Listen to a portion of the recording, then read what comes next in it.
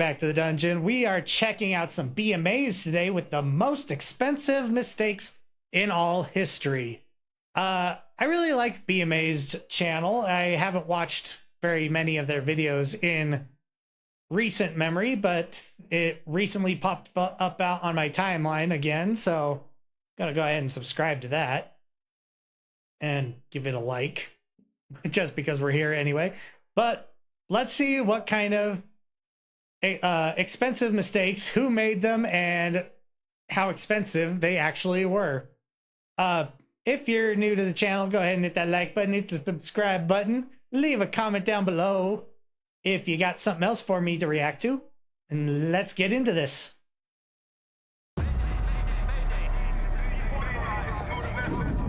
This is what a $100 billion mistake looks like. On April 20th, 2010. What the fuck was that? Was that an oil tanker? No, it would have to be more. Even an oil tanker is not worth $100 billion. A huge explosion engulfed the Deepwater Horizon offshore oil rig. Oh, if it was an oil rig, then it could be the oil rig itself, and then the economic cleanup bill for it as well. Because obviously the oil's not going to be worth that much. The tanker or the rig is not going to be worth that much, but economic penalties and cleanup bills are definitely going to rack up very, very quickly. Just 41 miles off the coast of Louisiana. The disaster claimed the lives of 11 workers and injured 17 others, but the worst was yet to come. Oil was spilling out into the waters of the Gulf of Mexico at an alarming peak rate of 60,000 thanks for the follow. That's enough to fill almost 4 Olympic swimming pools with oil every 24 hours. The toxic black sludge polluted some 1,100 miles of America's shoreline and was quickly declared the largest oil spill in human history. Was this the BP thing from back then? I don't remember if this was BP or not. But it could have been avoided. The Transocean-owned rig, which had been hired by oil giant BP, was positioned over an oil well 5,000 feet below the waves and a further 18,000 feet below the rock. Keen is reacting to my video right now. I might have to go back and watch it a little later. But I would have liked to have been there to watch him react to it, but I'll go back and watch it after this. BP had recently hired contractors Halliburton to seal the well up on the seafloor in order to temporarily shut the oil supply off. They planned to use a nitrogen foam cement mix for this, but both companies knew that the mix was unstable. 3 out of 4 preliminary pressure tests revealed the mix did not meet the industry standards. Ooh. But the companies cracked on. So, if I recall, I don't think I was paying enough attention, but those mixes are primarily to keep the high pressure gases in the ground. And it's really just there to cause weight and keep that pressure from exploding out through the top of the out the top of the fucking rig. That's all that's there, because there's a lot of pressure with that oil under the ground. Regardless, as such, natural gas and oil began to leak through the cement seals. Then a series of emergency fail-safes also failed, which meant oil traveled up Deepwater's rig riser, where it explosively ignited at the top. The devastating damage sank the rig just 2 days later and left cleanup crews battling with tides of black tar for over 3 years. But the accident hit BP it took where it hurt the most, in its wallet. They initially established a $20 billion compensation fund for those affected, but the following year... Oh, yeah, because, let's see, they lost a rig, which I think they said they hired that, but they have to replace the rig, they have to clean up the oil, they have to compensate the injured and dead, and they also have to pay legal fees, penalties by the government, and then any person that lives along the coast with, oceanfront property and whatnot that may have been affected, they have to pay them off. there's a lot of things that that BP really felt it. The company had hemorrhaged over $63.4 billion in cleanup, recovery, and legal costs. And in a damning blow, the U.S. government slapped the largest financial penalty ever imposed on a single company on BP to the tune of $20.8 billion. Yeah, I was thinking it was about $20 billion. That's a staggering $104.2 billion. But it's merely the first of many on today's astonishing journey into the most expensive mistakes in all history. Oh, most that's that China for a one. 10% share in Apple nowadays. Fucking A. 10% in Apple? Fuck. It's worth $4 trillion. That'd be $400 billion. And, oh, I know exactly where this is going to. I was thinking of Bill Gates and Paul Allen for a second, but that's Microsoft. I'm not sure, but I think they might be referring to Steve Jobs with this. Either that or the third party of it. One of the founders of Apple sold all of their shares very, very early on, and they had a 10% stake. In fact, I don't know if they sold all of it, but if they have any of it left, it is much less than it would be had they held on to it. But one man threw away his golden ticket to wealth beyond his wildest dreams for just $800. You've probably heard of Steve Jobs and Steve Wozniak, but there was once a little-known third founder of Apple, Ron Wayne, who joined the former... That poor bastard. Could you imagine throwing away what would now be worth $400 billion for $800? Jeez, my credit card bill right now is at least 5 times that. Jesus Christ. Young entrepreneurs in 1976 to oversee mechanical engineering and documentation. He even penned the original logo. In return, gained a 10% stake in the business, but after becoming concerned about possible debts falling on him, he decided to sell his shares less than 2 weeks after drawing up his own contract. Although Wayne has claimed that he doesn't regret the potential screw-up. That is a fucking lie. That is a fucking lie. You absolutely regret making that decision. His original share of the company would now be worth $120 billion.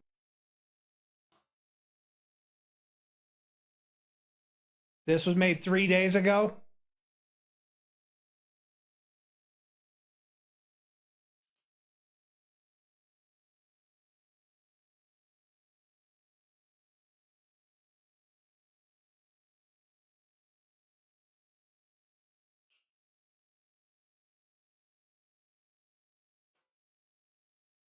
$3.76 trillion. 10% of $3.76 trillion.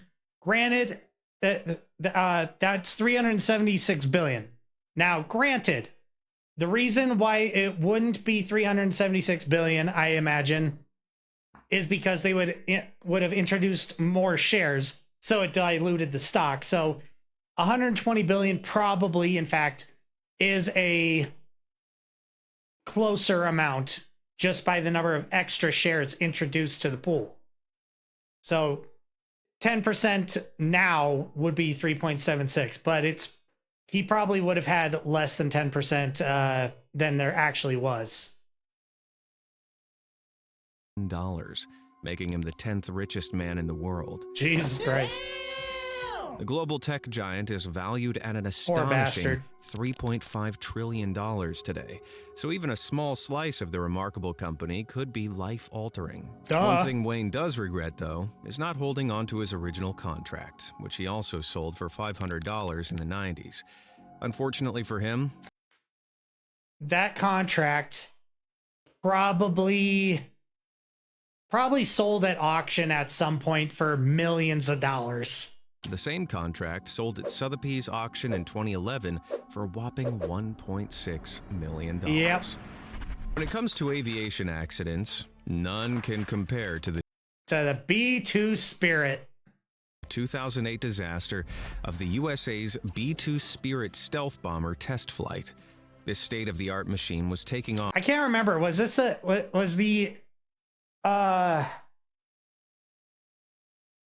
which Spirit was it?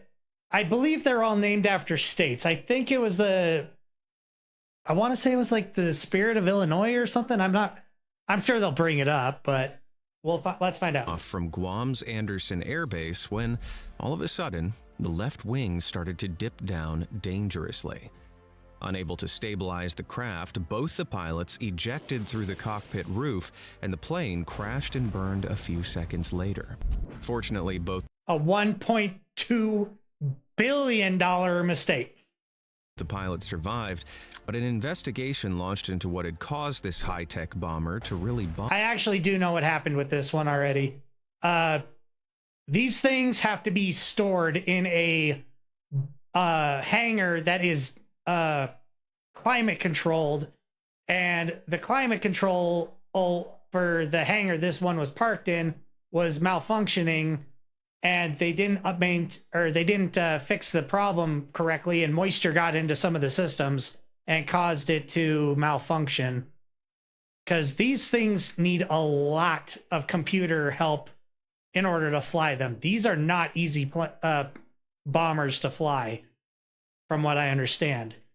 Granted, I think their replacements, the B-21 Raider, is going to be significantly easier to fly and cheaper and in far greater numbers. But I don't think they'll be quite as hard to fly as the B-2 Spirit. It revealed that the plane's exposed air data sensors had been waterlogged by heavy rain prior to its takeoff. This meant air pressure readings during its pre-flight check were too high, so the waterlogged sensors were wrongfully recalibrated. However, when the pilots turned on the sensor heaters, the water evaporated. So while the readings looked normal, they were actually way too low. This incorrect data caused the onboard computer to display the wrong airspeed. The left wing always dragging everything down. 153 miles per hour rather than the required 166. Yeah. You know, another thing, going back to the whole Twitter interactions between America and the Japanese, is the Japanese apparently didn't realize that the entire world seems to hate leftists. So yeah, we have the same problem as they do, and they're just now finding out that we hate them too. Miles per hour. To top it off, the sensor's bad air pressure readings adjusted the plane into a sharp 30-degree pitch upwards. Angled way too high and going way too slow, the plane immediately stalled and caused the inevitable crash.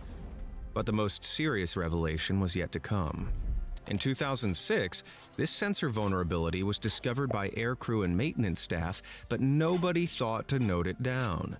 This communication crash came with a hefty price tag, as the plane had been valued at an abominable $1.4 billion. The most expensive flying thing ever. Catastrophic mistakes can happen anywhere, as proven by the Baltic Ace carrier ship. I know about this one too. Oh, that fucking thing that capsized off the coast of North Carolina, which sank in just 15 minutes in the North Sea. Oh, this is a different one. I know which one this is too. So if this is the one that I think it is, it might not be, but I think the front end of this boat had a retractable nose for and it was a doors because it was a ferry, and it was in a heavy storm, and the nose broke off, and the entire fucking thing flooded. December 5th, 2012. The 23,500-ton ship was lost 65 kilometers off the Dutch coast after colliding with a Cyprian container ship, the Corvus J, killing 11 of its 24 crew members and sinking over 1,400 new Mitsubishi cars, it might be a different one, which were being transported from Japan and Tokyo to Russia. While the Corvus managed to stay afloat, and assisted with the search for survivors. This is a different one. The wreck of the Ace ended up almost 100 feet deep in one of the world's busiest. I've seen too many shipwrecks, apparently, because I didn't know about this one. Shipping lanes, hindering a safe and I thought this was a different ship. And risking the release of dangerous substances into the environment. In March 2014, the company Rikswaterstaat commissioned partners Boxalis and Mamoet Salvage to remove the wreckage, which began by extracting its 540,000 remaining liters of oil. More than 18 ships and 150 people then took part in a huge operation to remove the sunken vessel, which could only be achieved by lifting the irreparably damaged wreck in chunks. Starting in April 2015, the ship was cut into 8 sections and brought to the surface in pieces. Now, I am familiar with this image. I have seen this image before. But I could have sworn this was a different ship. Look at just how huge it was. Here's the bow with all the cars inside ruined. Investigations have put the crash down to human error, with bridge officers of the ships failing to recognize the developing collision risk and then failing to communicate and carry out corrective measures. The Mammoth salvage operation alone cost 67 million euros, the equivalent of around $75 million today. Add that to the $60 million cost of the Baltic Ace, $10 million to repair the Corvus, as well as the $28 million in cargo they were carrying, and the driving error cost around $170 million in total. In April 1990, after decades of planning and work, is this the Challenger? Hubble telescope. Oh, no. Oh, I get it. I've heard of this one too. So I'll let him explain, but it has to do with the mirror. $1.5 billion was launched into space. It was designed to send back images to Earth of far-flung stars and galaxies. But there was just one problem. The images were coming back blurry. It was like they'd all been taken on a toaster. NASA eventually established that the 7.8-foot primary mirror of the telescope was actually the wrong shape. It had been built by the Perkin-Elmer Corporation, and the problem was traced back to a calibration issue in their mirror-making equipment. Now, to make a giant, perfectly parabolic and lightweight mirror is no easy feat. First, chunks of borosilicate glass are melted into a mold over the course of a week. Then, they melted that for a week in order to get it to that? Jesus. Over 3 months, the glass is spun and cooled from a temperature of 1200 degrees Celsius to 650 degrees Celsius. Finally, the mirror is ground and polished to an accuracy of 20 nanometers, which can take more than 2 years to complete. Jesus! But a calibration issue at this stage meant the Hubble mirror was off by just 1/50th of the thickness of a human hair. Oh! It may not sound like a lot, but for that colossal $1.5 billion price tag, NASA was not happy. I bet they weren't. The mirror was hugely impractical. So instead, NASA designed a corrective lens for the Hubble, a bit like how glasses correct people's vision. The Corrective Optics Space Telescope Axial Replacement Instrument, or COSTAR for short, was delivered and installed in 1993 by a separate expedition. The costly mistake, leading to COSTAR's development, ultimately set the entire project back a further $50 million. Well, $50 million is still better than $1.5 billion. Telescopes launched have had built-in correction circuits and optics to ensure there's no chance of a repeat. June 4th, 1996 was a dark day for the European Space Agency.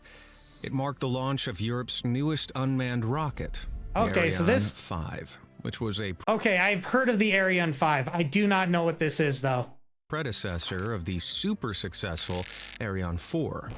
It was loaded up with 4 incredibly expensive satellites and achieved liftoff. But 37 seconds in, something went horribly wrong. Probably. At an altitude of 2.3 miles, while traveling at the speed of sound, the onboard computer suddenly and unexpectedly triggered the shuttle's self-destruct sequence. The rocket, along with the 4 satellites, exploded into an unrecoverable ball of smoke, fire. Why would you... you know, it's being launched out of Europe, so I guess they would want it to have some kind of a self-destruct thing, but then you have shrapnel kind of just landing everywhere. It seems kind of impractical to have a self-destruction mechanism on a fucking rocket. At least with rockets that are fired off from like Cape Canaveral down in Florida, at least they can splash down in the ocean. But a lot of Europe, there's not a lot of water that they can take a risk of it landing in. For a lot of Europe, anyway. And debris. The Europeans were understandably crushed, but they discovered the entire accident was down to a single coding error. The Ariane 5 reused working software from its predecessor, the Ariane 4. Unfortunately, the Ariane 5's faster engines caused a bug that hadn't been found in previous models. The computer systems were essentially only designed to handle the speed increase of the older rockets. So when Ariane 5 accelerated much quicker than the old maximum, the computer's tracking limitations were exceeded. This crashed all the guidance and altitude systems, including the backups, and further misreading of this info on part of the computer led to an overcorrection of the thrusters. The rocket veered abruptly, and the changing aerodynamic forces tore chunks off of it, rupturing essential electrical links that triggered the self-destruct sequence. Yeah, now, I would think you may be if it was turning like that, it would be ripping itself apart just from the G-forces. Even metal can only stand so much torque. Why the rocket even had a self-destruct sequence. I am. The answer is every rocket has one, to ensure that if it loses control, it will explode in the air over the empty-ish area of land around a launch site, rather than risking the out-of-control rocket so that does make a little bit more sense into a city or other settlement. That does make more sense. Despite these safety measures, though, for the Ariane 5, those computer glitches cost the European Space Agency a total of $500 million, including its incredibly expensive cargo. When cryptocurrency Bitcoin was first invented in This poor bastard. This poor bastard. I don't even know what Bitcoin's sitting at right now. I've been following that for a long time. I haven't looked at Bitcoin's price in a whole ass long time. Well, yeah, I think we all know where this one's going. It's at 66,000? Jesus Christ. Holy shit. It got so damn low. Bitcoin's price has been cut in half. Holy hell. I never thought we'd see it get this low again. Jesus Christ. It was at 126,000. And right now it's sitting at 66,365.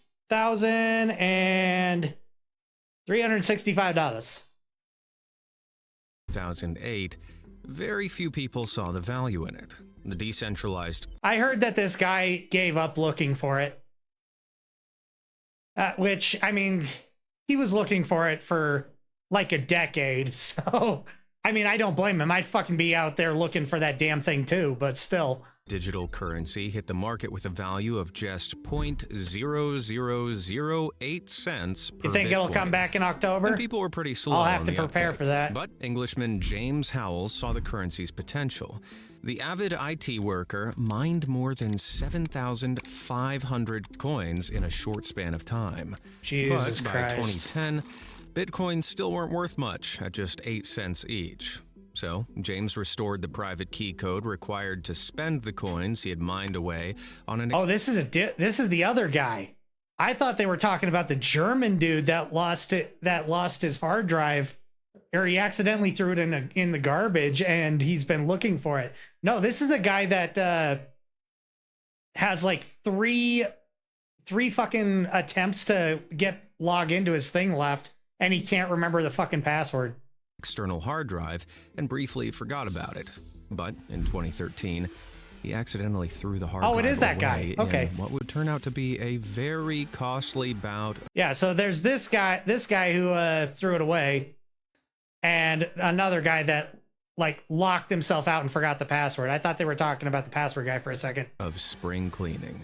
Unfortunately for him, 2013 was the year Bitcoin really started to take off. By April, it had reached a peak of $220 per coin. How's it going, everybody? James's stash worth a phenomenal $1.65 million. But he realized his mistake all too late. He desperately began combing nearby landfills and dump sites. God, you gotta feel bad for this guy. Throwing away what's worth billions of dollars now. God, I would feel I don't think I would want to live anymore had I made this fucking mistake. In an attempt to retrieve his missing millions, but has never recovered the lost drive. To really rub salt in the wounds, Bitcoin's price per coin peaked at an unbelievable 124,000. It was just shy of, no, I think I just looked at it, it was like 126, but $517 on August 14th, 2025. Meaning that somewhere in an English... Enjoyed the song? Well, I imagine you enjoyed the song. It was you guys that made it. You, Silas, and Bongwater. All I did was make the video. English landfill, an unsuspecting old hard drive, was actually worth a staggering $934 million. That price is expected to climb to $375,000 per coin. It was a lot of fun making it. I said it earlier in the stream, but because I went over it and everything, I didn't know how to end it. So I thought since fucking, Alana's going through some shit right now, I thought I'd just use that as an opportunity to send a little bit of love her way. Meaning it could be worth around $3 billion. Has anybody got a metal detector I could go borrow? Up next, here's a little lesson from the British on how to waste billions of dollars, or rather, billions of pounds. Mostly Silas. I can't take much credit, but a great video for it. Yeah. I mean, I am sure you had at least a little bit of input. More input than me. I didn't have any. The High-Speed 2 Railway, better known as HS2, is a mega project currently underway in England, which aims to make travel between the north and south way quicker, encouraging the country's economy to thrive along its path. But following cancellation after cancellation, what was originally planned to... Yeah, that last scene in the video was, I don't know. It did not want to do what I wanted it to. It was really, really difficult to get it to do what I wanted. So I just took the closest thing that I could get it to do. I wanted it to look more like the outdoor scene, but it just didn't want to do it from inside. To look like this, ended up looking like this, and then this, and currently it looks like this. The idea for the project emerged in 2009, where early concepts hoped it'd span all the way to Scotland. That was immediately scaled back to top out just beyond the city of Leeds, and received official approval in 2012.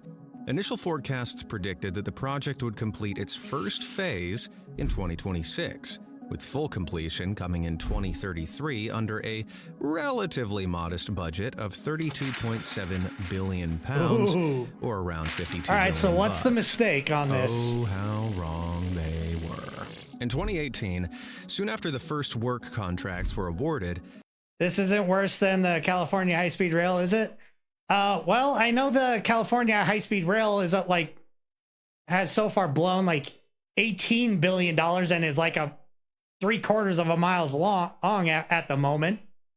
But I don't know.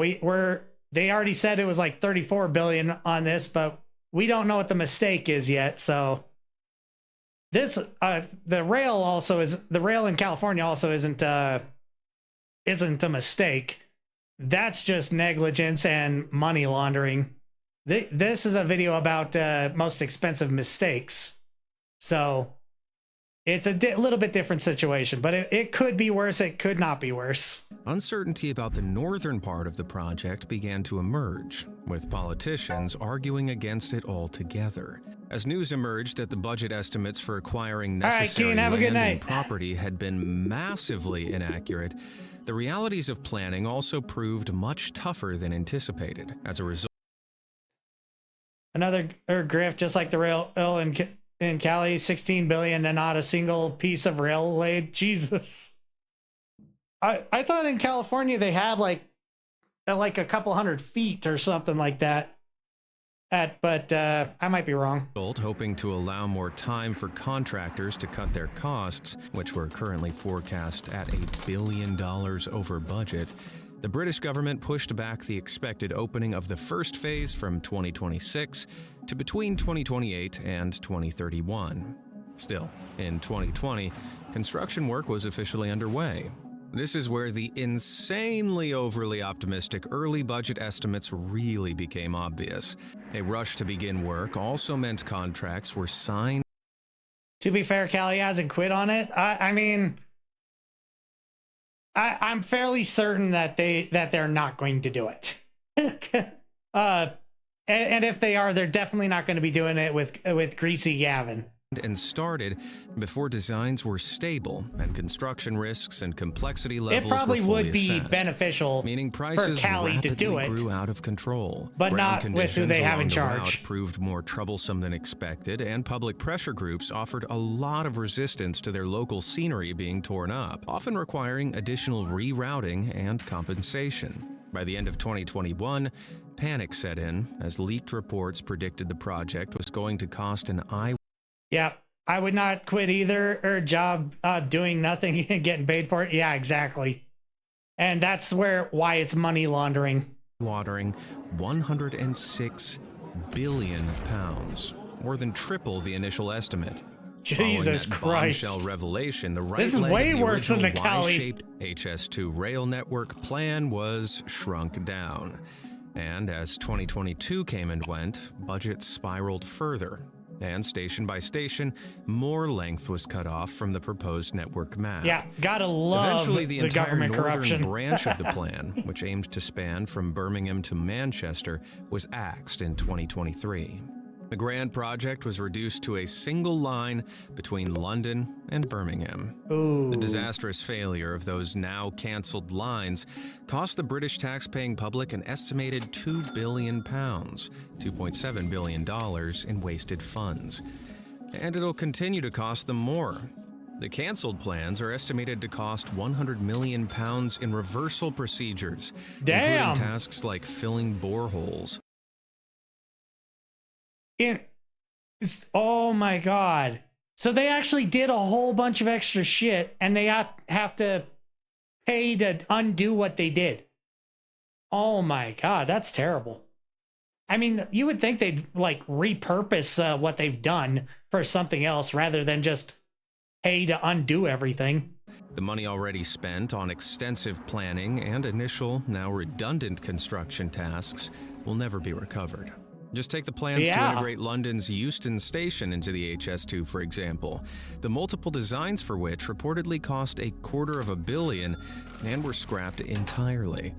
Arguably worst of all, more than £592 million has been spent on land that's no longer needed for the shortened project.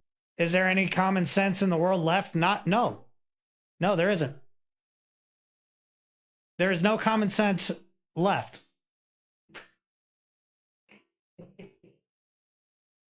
It's all right.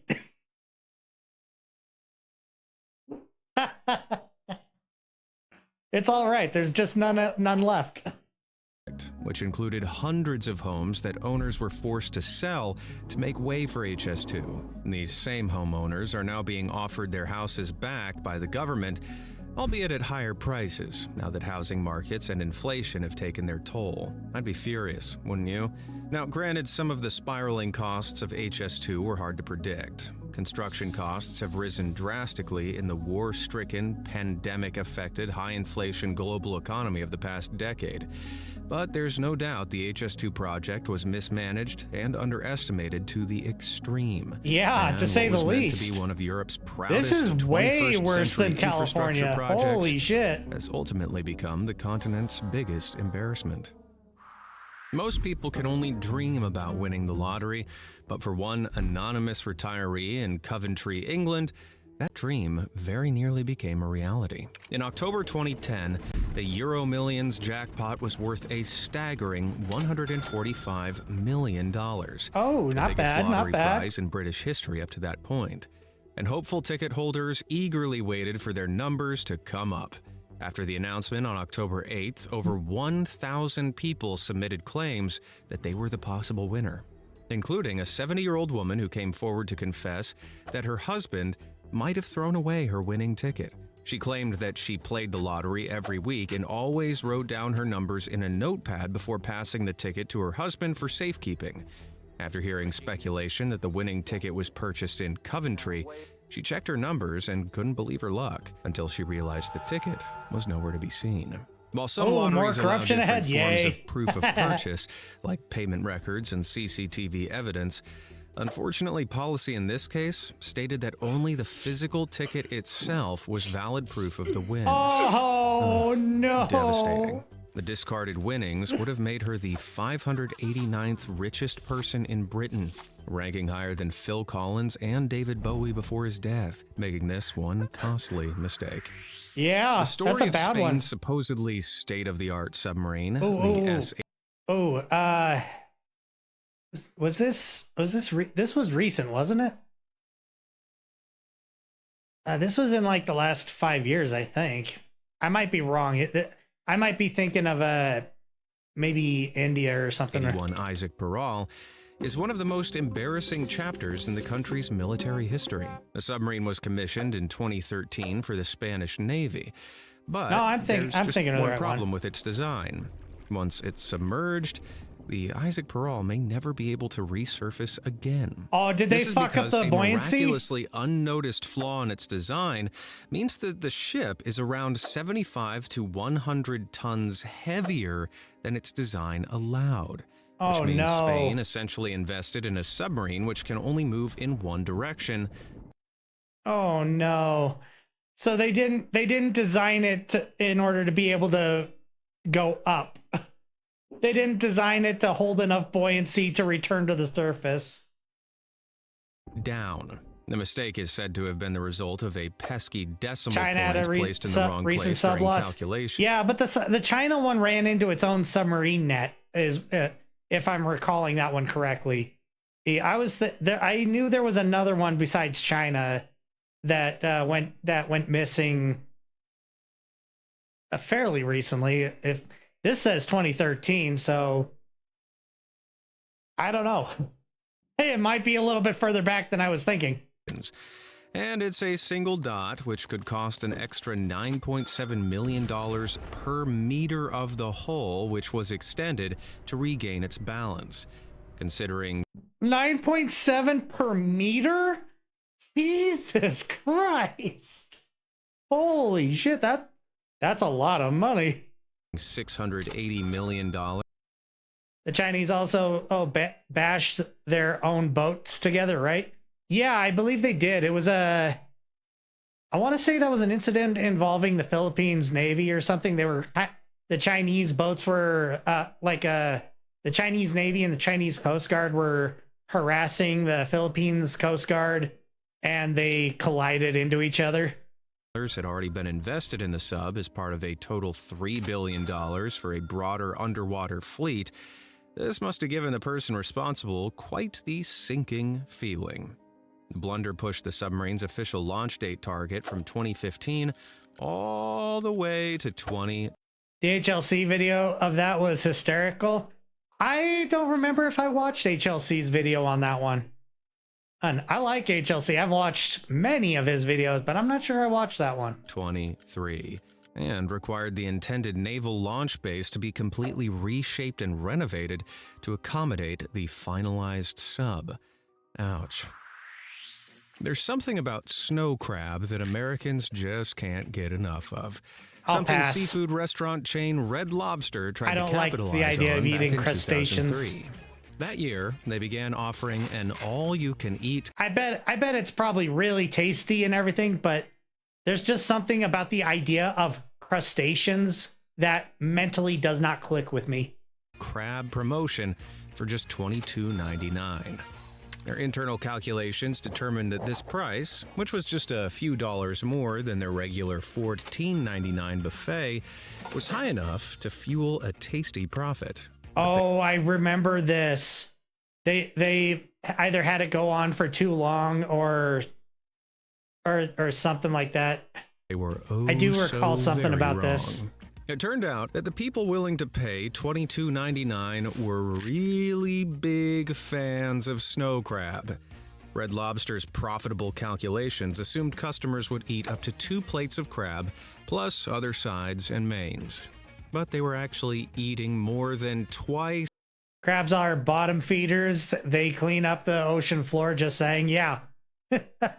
That's probably why I don't like the idea of eating crustaceans. Crabs, lobsters, crawdads, all crustaceans. I'm not a big fan. I have eaten shrimp and I kind of liked the taste of shrimp, but I don't particularly like eating shrimp. That amount on average. This is because crab meat isn't thick. That's why I don't eat catfish. Yeah, exactly. Eat a lot more before filling up.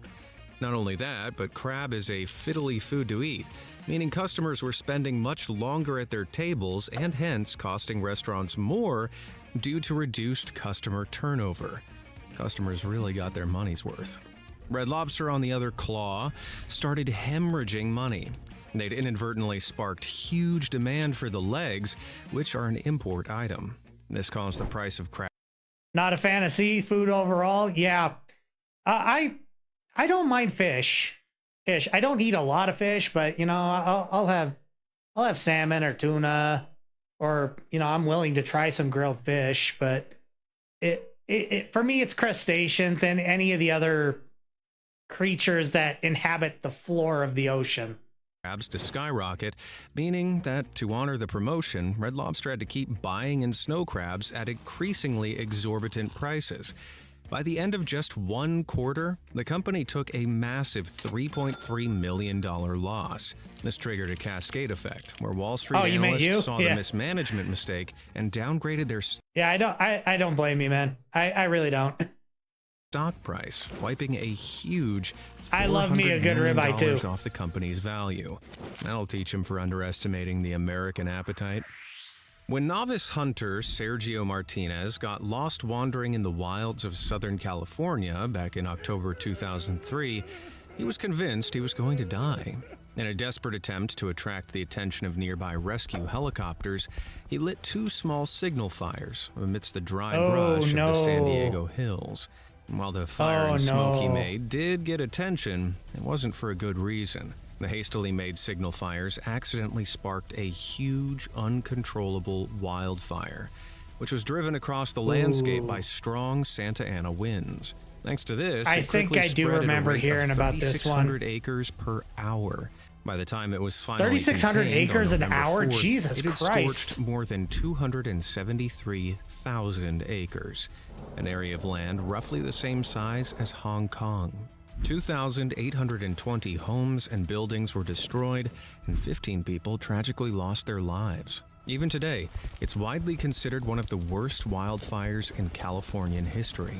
Despite this, Martinez was only sentenced to serve 6 months in a work furlough program along with 960 hours of community service. Worth it. He's not dead. If I was in his shoes, I'd say that was worth it. If he was convinced he was going to die, worth it.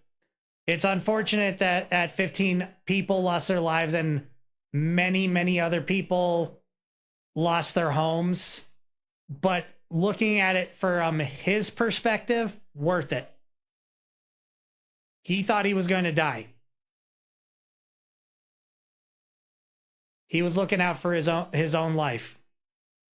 While his stupid decision hadn't cost him all that much, insurance losses were estimated at just over $1 billion in total. That's around $1.76 billion today. In 2003, Lockheed Martin's Space Systems Company had been tasked by NASA to work on the NOAA Prime Weather Satellite, a $233 million piece of... I know about this one.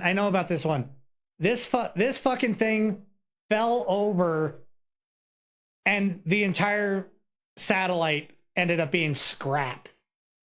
Space technology filled with meticulously calibrated instruments. But disaster struck when workers were carefully turning the satellite into a horizontal position, and the entire structure suddenly toppled over 3 feet to the ground. The damage to all those delicate systems was fire severe, started by arson. And a full inquiry was launched into the mishap. Go figure, right? Despite the presence of incredibly smart technicians and engineers, there was a serious lack of procedural discipline throughout the facility. It turned out that while the turnover cart used during the procedure was in storage, it wasn't bolted correctly. 24 bolts which secured the cart's adapter plate, and all without ever documenting doing so. Oh, the team no. who then used the cart failed to check the bolts before moving the satellite, and bingo, multi-million-dollar destruction was born. Lockheed Martin had to dig into the profits it had earned, and with a little help from the government, they both footed the astronomical $135 million repair bill. That's where your tax money goes. Stupid mistakes. If I was the one paying that, I think I'd have fallen over. If you were the one paying that, you did pay that. In spring 2014, unless he's Canadian or London something. welcomed an ambitious new skyscraper. Oh, this building. Yeah. So this building reflects way too much fucking sunlight and started melting shit on the street. To its financial district. The 525-foot tall reflective building became known as the Walkie-Talkie due to its distinct curved design. But this shiny new tower was hiding a sinister secret. As summer came around, citizens of London began complaining that the building's south-facing concave surface was causing powerful rays of sunlight at certain points of the day, which could raise the temperature to an unheard of 158 degrees Fahrenheit. Jesus. The highly concentrated beam was capable of melting tiles, causing a small fire on the doormat of a barbershop, and melting a Jaguar XJ belonging to a local businessman. While one journalist even attempted to fry an egg in the extreme heat. The newly nicknamed Walkie Scorchy had to be stopped. So a permanent sunshade was attached to the building between the 3rd and 34th floors over the course of 6 months, costing over $12 million.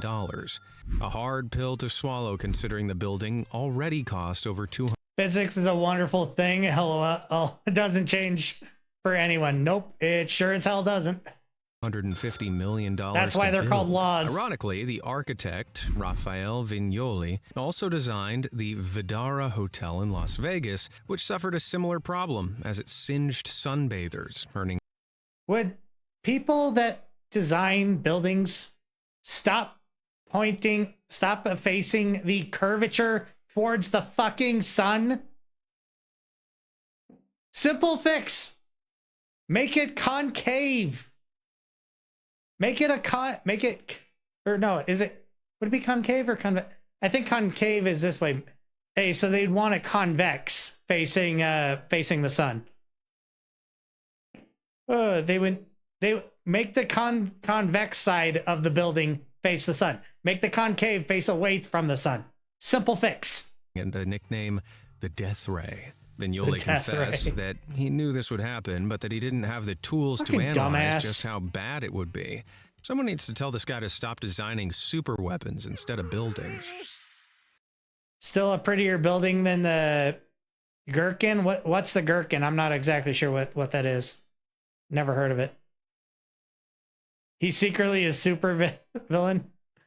Yeah, convex. I knew I had it wrong when I said as soon as it came out of my mouth. On May 10th, 2000, a wildfire known as the Cerro Grande Fire became one of the most destructive events the state of Mexico has ever seen. The blaze was intended as a deliberate controlled burn during a 10-year plan to protect the Bandelier National Monument and reduce the natural fire hazards in its surrounding areas. Drought conditions in the late 90s made the area tinder dry and subject to possible ignition. Looks like a huge... Okay. Oh, Jesus. Under unexpected circumstances, like a lightning strike. So, Bandelier officials hoped that would still be better. Would thin the coniferous and grassy areas. Better than they didn't account would look for prettier high than that winds thing, on yes. the Cerro Grande summit, where the fire was started. And the blaze quickly ripped through 150,000 acres of land, destroying 400 homes and damaging many other structures, including the Los Alamos National Laboratory. Thankfully, no lives were lost, but after multiple evacuations, the fire was not declared fully extinguished until the 20th of July, by which point the damage was irreversible. Officials were faced with harsh criticism for proceeding with the fire despite the contradictory weather conditions, and the U.S. General Accounting Office... I don't remember this. To be fair, I think I was in 5th grade when this happened, so I'm not sure. I don't remember much back then. I didn't pay attention to the news when I was in 5th grade. I was too busy being a kid. Has estimated that the total damages cost around $1 billion. The tallest dam in the United States, the Oroville Dam, was a $25 million response to more than $200 million in property damage because of flooding in northern and central California between 1955 and 1956. The dam did its job for 49 years, until the winter of 2017. Due to the heavy rain, the reservoir's water levels rose dangerously, draining gradually by the dam's spillway. But suddenly, a crack appeared in the spillway, and not long after, it had grown into a 250-foot crater. In a state of panic... I mean, that's still not all that bad, because it's in the spillway. Unless the crack goes all the way to the thing and the pressure just kind of collapses the entire dam. From the spillway, that shouldn't be that big of a problem unless it weakens the entire dam as a result. Shut off the water to the main spillway, but the reservoir's water level continued to rise. More pressure. The safety mechanism was a never-used emergency spillway designed to funnel water into the nearby Feather River. However, as water flowed down the emergency spillway, it caused erosion, threatening to break the entire dam and spill out into devastating floods. Thankfully, the dam held, and the 188,000 evacuated people were allowed to safely return. After a thorough investigation, it was revealed the entire ordeal was totally preventable. Why? Because the spillway had been built on unstable bedrock. As a result, the concrete separating So, because it was built on bedrock, that means the space, there's a lot of space between each individual grain of the rock, and then there's just a lot of little sediment. And so when the water eroded the settlement, that created a bunch of space loose, and the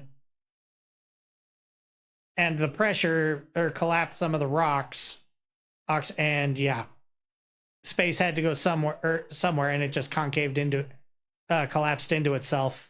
Millions of gallons of rushing water from the bedrock over the years had worn paper thin, and a series of systematic failings meant no one had bothered to check it thoroughly for almost 50 years. Jesus. The damage was devastating, repairs costing a monumental $1.1 billion, a $455 million hike from the initial estimate. For a dam that cost $25 million, no, and compacted the ground before pouring. Yeah, exactly. Repairs. The Lotus Riverside Complex in Shanghai was an ambitious project which ended in complete disaster because this building that fell over, mistake. yeah. The residential complex was comprised of 11 new high-rise apartment blocks, but around 5 a.m. on the 27th of June 2009, one of the 13-story buildings suddenly collapsed, miraculously missing the surrounding blocks and avoiding a devastating domino effect. The incident claimed the life of one construction worker, but the fallout could have been much worse If the almost complete no building inspection had been for 50 years, by its yeah, buyers. I want that job. Investigations found that the freak accident was caused by non-compliance with construction standards. Of course, it's China. Their construction standards are dog shit. And some seriously shoddy foundations. Earth beneath Bad the building concrete, was bad iron. to make a 15-foot bad iron and underground steel. car park. And Yeah, soil had been piled up 32 feet on a nearby riverbank, which then crumbled under the pressure, allowing water to spread into the ground beneath the building. These muddy foundations caused the building to topple over in a southerly direction, but simply moving the earth elsewhere could have prevented the whole ordeal. This massive oversight caused a number of project investors to withdraw and request their money back, and the company suffered total economic losses up to $30 million, including construction costs and compensation to the would-be homeowners of the apartments. I mean, frankly, China overconstructed. They have cities, not just apartment buildings or blocks of apartment buildings and everything. They have full-blown cities with no residents in China. They way over constructed over there. And that's what is causing their financial crisis right now, is they just overdid it. In 1992, the Spanish city of Seville hosted a World's Fair exhibition intended to showcase the greatest achievements of the world's nations. And it was an insanely costly nightmare. Located on an island in a river running through the city, the exhibition's 100-plus pavilions were incredibly ambitious. Yeah, it is. Ambitious. Not all pavilions were paid for by Spain, but they funded and promoted the main thematic ones. The corruption in China is so extreme, they pass inspections and then replace rebar with bamboo and concrete, or bribe inspectors and never put rebar in. I can believe that they would do that, even in some of the ones where they don't do that, at the steel that they use for the rebar is still not good. It is a subpar rebar. It is not nearly as good as it should be.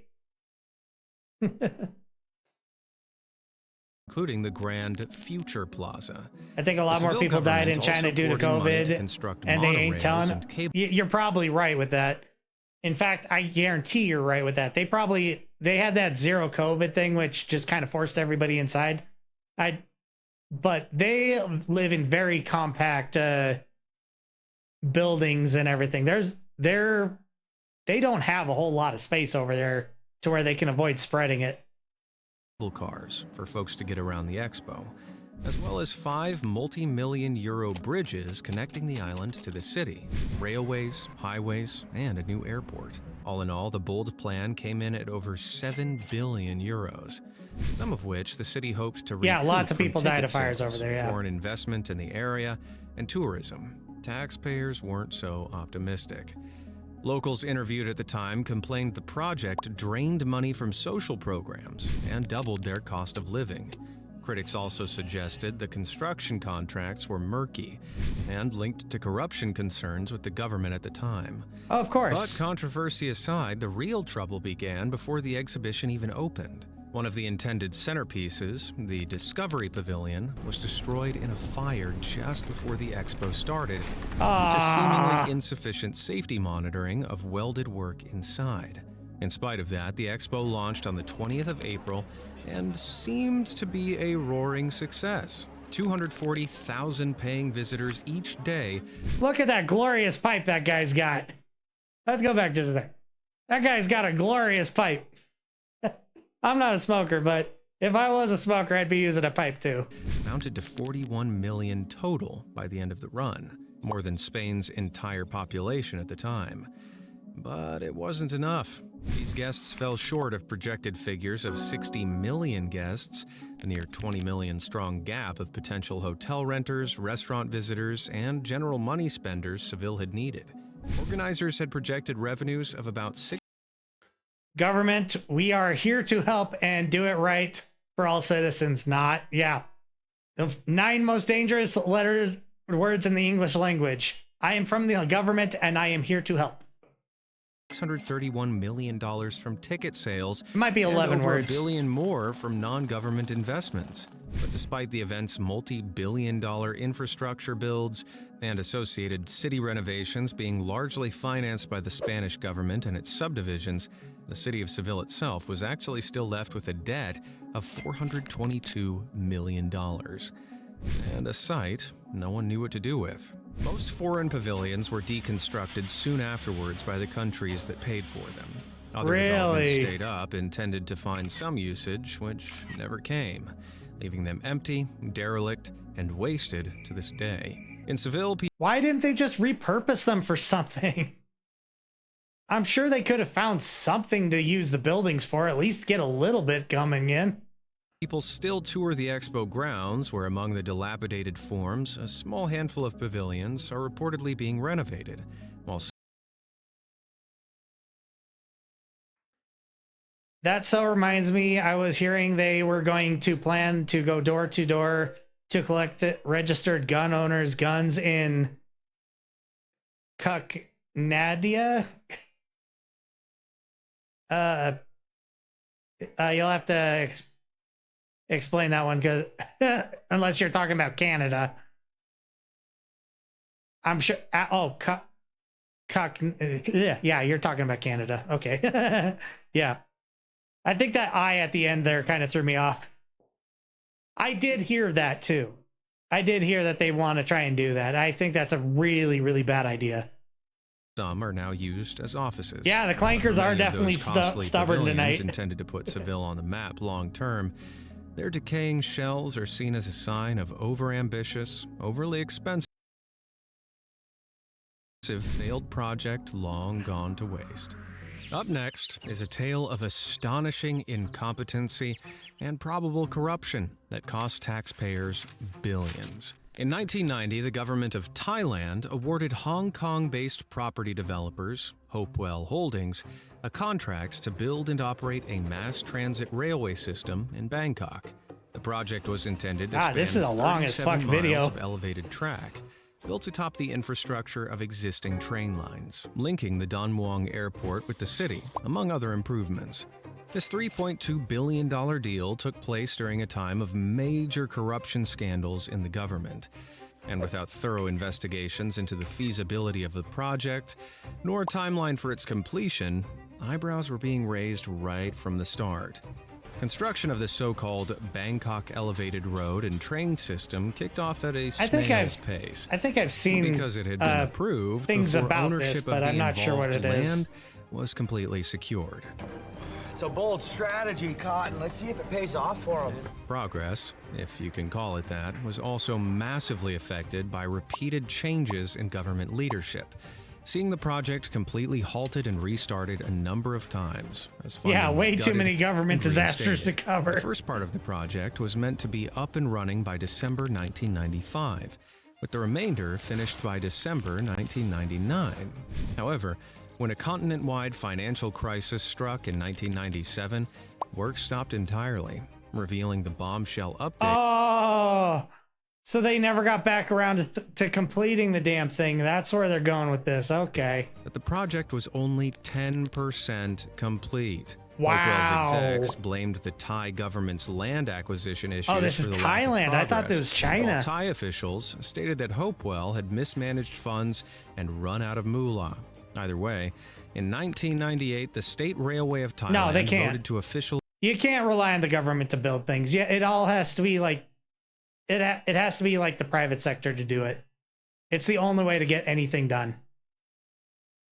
scrap the project, arguing that the agonizingly slow pace thus far would have made it impossible for Hopewell to honor the construction contract in reasonable time.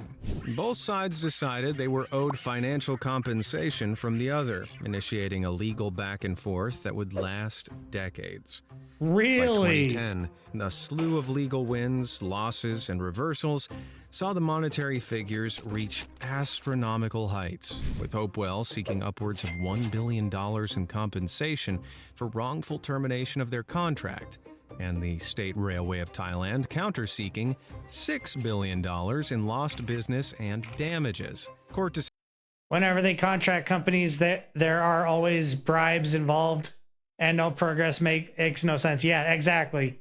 The only thing the government should be there for is approval, not funding. Decisions seemed to favor Hopewell up until 2023, at which point the Thai courts ruled that Hopewell's case for compensation was invalid. The result? Neither side owed the other anything. They just had to sit with the costs they'd incurred over decades of legal strife. For the State Railway of Thailand, that included all the initial taxpayer-funded construction and land acquisition. Not to mention 20 years of legal fees at the corporate level and decades of wasted development potential in a major city. God, that would suck. Yeah, shovel that money into the fire. Have never been publicly released, but if the State Railway's likely exaggerated countersuit claims were even anywhere close to reflecting their actual incurred costs, they could have easily been in the hundreds of millions, if not billions. The project left over 1,000 concrete pillars standing as useless eyesores along the planned routes, often referred to mockingly as Thailand's Stonehenge. One section of the derelict Hopewell structure even collapsed in 2012. I mean, yeah, you know, I think there'd be a good way to turn this around. Use these struts that have been put up, these pillars, and build apartment complexes out of them. You have a foundation. You just build around them. They might not be what they were meant for, but you can figure out a way to engineer a building. Apt, considering the financial damage the project did to the city. The technology exists to repurpose it. Much of the Hopewell project was demolished in the ensuing years. A $6.3 million process, again out of the taxpayer's pocket. It might be an ugly as shit building, but it would work. Pillars are reportedly in usable condition, but they're just standing there. All thanks to what critics argue is, at best, insanely incompetent a parking garage and apartments, or, at worst, international political corruption on the part of those handing out construction contracts back in the 90s. A conclusion either way would require a thorough, unbiased investigation. But what is clear...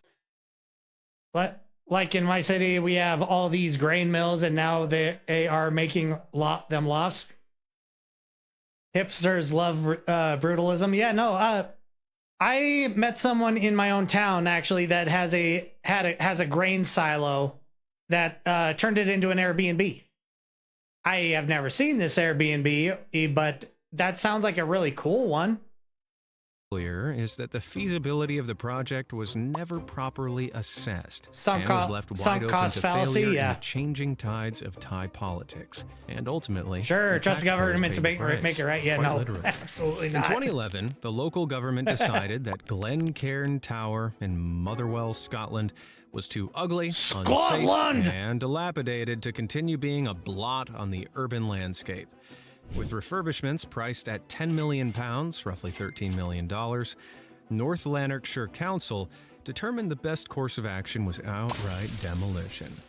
But that plan then ran into numerous costing issues. The original demolition price was already seriously hefty at just under $1 million. But when a deadly asbestos was identified Soviet throughout housing. The tower, another $500,000 was added to the bill. Now, that might not look like much when compared to the billions we've seen wasted on some projects so far, but keep in mind, this is all relative. $1 million is a lot to knock down low-cost housing, with most homes only costing about $10,000 apiece to demolish by comparison. Complementing the incredible costs, Glencairn Tower went down in a truly incredible demolition. Oh, I've seen this destruction before. Well, while it may have cost 166% of the initial estimates and was never replaced by more low-cost housing, at least we got a cool video out of it. Dexter Morgan.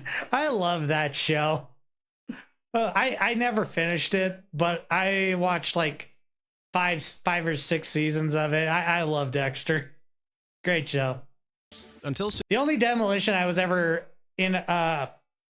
able to watch in person was the demolition of what was it called? The Georgia Dome.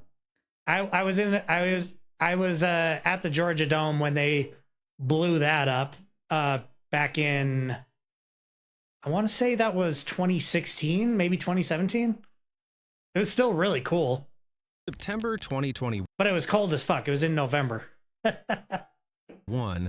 Kunming, the capital of China's Yunnan province, was home to 15 high-rise buildings owned by Yunnan Of course, they had to Hongyi find Real asbestos. Estate. However, the volatility of the property market in China meant that the buildings, which cost 1 billion Chinese yuan, or roughly $157 million, were left unoccupied for 8 years. After the construction company in charge ran out of money in 2013, the basements of these buildings became submerged in rainwater, causing irreparable damage, with maintenance costs rising and money. I think they had to knock several of these buildings down at the same time. I think I've seen the video of these buildings being knocked down, but I'm not sure if it's these buildings or different ones. There's been a lot of buildings that have been knocked over in China. On the project hemorrhaging, there was only one option left: a demolition derby. Yep, I've seen this. And the eye-catching collapse. The buildings were torn to the ground in just 45 seconds, using more than 6 tons of explosives placed at 85,000 blasting points. Man, yeah, $157 million is. And to think, a lot of these buildings, people paid for housing units that they never got to see, and those construction companies used that money to build more, or sell units to more people, build more places, and just keep going further and further into debt while never delivering any of the units. That's why China is so fucked right now. A lot of money to spend. Because over in China, most people's wealth is tied into their housing. They don't hold a whole hell of a lot of anything else. It's all housing. And on a very big pile of rubble. When it opened in 1940, the Tacoma Narrows Bridge in Washington cost $6.4 million to build. The Galloping Bridge. If it was built today, it would cost a whopping $148 million. At the time, it was the third longest suspension bridge in the world by main span, with only the Golden Gate Bridge in San Francisco and NYC's George Washington Bridge outspanning this mega project. Yeah, they do. With so much. Yeah, they do basically only rent because it's China. They're communist. It's like I bought a house. No, you bought our house. They don't own anything in China. Money sunk into it, construction workers were alarmed when, during the building process, the bridge began to move vertically in wind conditions. The workers continued to follow the design regardless, giving the bridge the nickname Galloping Gertie. Poor Gertie wouldn't be galloping for long, however, as just over 4 months. Yeah, unfortunately, I think a dog died when this thing collapsed. I think it was a terrier. After the bridge opened to the public, it spectacularly collapsed into the water below. But how could such a collapse be allowed to happen? Well, Galloping Gertie was the first bridge to be built with large beams of carbon steel anchored in concrete blocks. Preceding bridges had typically used open trusses, a framework designed for structure support. The new design had the effect of diverting wind both above and below the bridge, resulting in a swaying effect. One day, the swaying developed into a dramatic twisting. Wonder if it works? No, it doesn't. Aeroelastic fluttering, whereby each twisting motion left the bridge in a more severe angle for the wind to act upon. In the vicious, self-escalating feedback loop that ensued, the bridge twisted beyond its limits. Thanks for the follow. Cables and girders failed, resulting in a dramatic, terrifying collapse. And so, the Tacoma Narrows Bridge went down to its watery grave. There were no fatalities, but the last person to come across the bridge, Leonard Coatsworth, lost both his car and his dog, Tubby. In addition to That's a fatality. I totally don't like that there's no fatalities. That guy lost his dog. That's his family. He lost his dog. $6.4 million blunder, Coatsworth was able to claim a total of $50,000 in today's money for all he lost. But it wouldn't bring Tubby back. If you're craving even more expensive blunders, check out this video about the most ridiculous mega projects of all time. Oh, that's good. That's great. I'm going to watch this one another day, but that's going to do it for this video. If you guys enjoyed it, if you're still here for that matter, or leave a like, leave a subscription, leave a comment down below. Oh, and go subscribe to Be Amazed. I'm out.